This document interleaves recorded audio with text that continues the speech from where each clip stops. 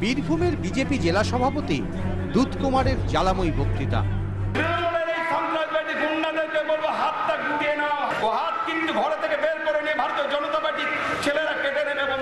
শীর্ষ নেতাদের চাপে 24 ঘন্টার মধ্যেই ক্ষমা চাইলেন দুধ কুমার।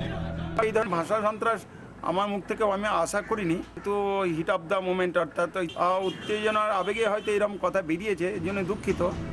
ব্যাস 7 খুন মাপ, ক্ষমাতেই ভুলে গেলেন দলের শীর্ষ নেতারা। এই অনুশোচনা যদি কারো মধ্যে আসে, আমি মনে করি তাকে সব সময় ক্ষমা করা উচিত। হাত কাটা আর গলা কাটার জন্য তো ওদের সারা ভারতবর্ষের মানুষ ঘুরে বেড়াচ্ছে। তৃণমূল কংগ্রেস সাংসদ তাপস পালের মুখেও শোনা গিয়েছিল কুকথার স্রোত। কানে আঙুল দিয়েছিলেন বাংলার মানুষ। তারপর কি শাস্তি পেয়েছেন তিনি?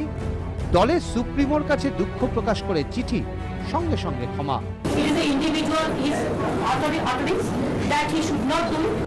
এক্ষেত্রেও 7 খুন মাপ।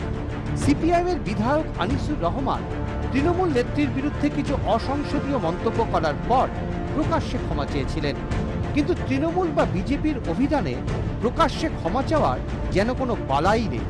তৃণমূল নেত্রী যখন তাপস পালকে ক্ষমা করে দিয়েছিলেন, শোরগোল ফেলে দিয়েছিলেন রাহুল সিনহারা। আবার সেই দলেরই সাংসদ সাধ্বী নিরঞ্জন জ্যোতি যখন অসংসদীয় কথা বলেন, মুখে কুলু পেটে থাকেন বিজেপির শীর্ষ নেতারা। দুধ কুমারকেও অবলীলাক্রমে ক্ষমা করে দিতে পারেন রাহুল সিনহারা। তাহলে কি এমনটাই চলবে?